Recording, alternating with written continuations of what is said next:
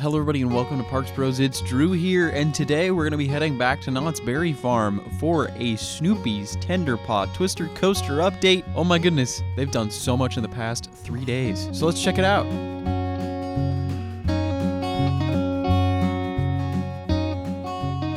When I say that, I truly mean it, as 3 or 4 days ago now, only the footers were in place, and then supports were put in one day, then half the track the other, and track work might honestly be done within the next day or so.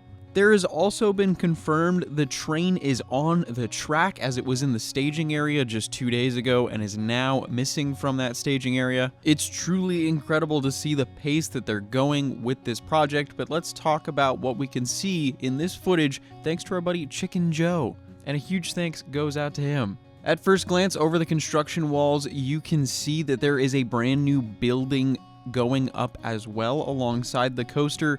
This is what I believe to be the new and renovated restrooms, as well as we sweep over to the left to see that there are now officially walls all around where Huff and Puff used to be, which is just heartbreaking in my mind. With some more angles here, we can see that there is more of that frame going up for the station building of Snoopy's Tenderpaw Twister, as well as the restroom building, or at least what I would assume is the restroom building. And the construction walls have actually expanded quite a bit since the last time we were there to encompass more of where that recreation area used to be with the gazebo. It's kind of crazy to see that this coaster has already been topped off within the last 3 days, as you can see it just peeking over that fence line from every other shot here, with that vibrant green really popping out.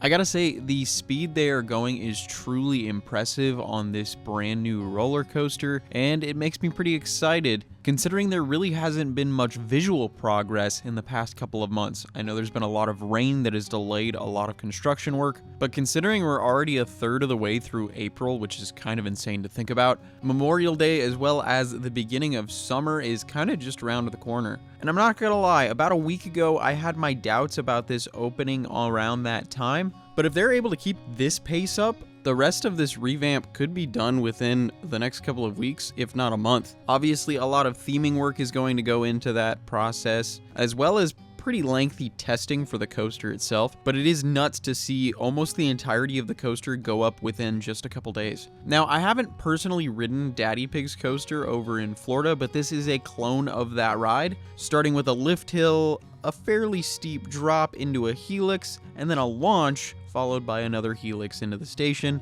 I'm sure it's a great ride for kids and potentially families all around, as it will be more forgiving than Timberline Twister was in terms of height. I'm not entirely sure of the park's policy on whether adults will be able to ride alone, as of course a coaster enthusiast myself will be wondering that over and over again because I'd like to be able to ride it, but I do think it will be a much better fit than Timberline Twister in the long run, as that thing was ridiculously old, pretty janky, and not exactly a comfortable ride experience even for kids. This will be more exciting, smoother, more fun, and more than anything else, more comfortable. I will hopefully be back at the park fairly soon, and I'll make a much larger update about the entirety of the area when that time comes. And heck, at this rate, they might be completely done by the time that happens, especially if they keep up this pace. But if you'd like to see that, as well as more construction updates around Montezuma, the Forbidden Fortress, and other attractions in Southern California, make sure to subscribe. I'd really appreciate it. Speaking of appreciation, thank you so much, Chicken Joe, for sending in this footage, as well as thank you all so much for watching. I really do appreciate it.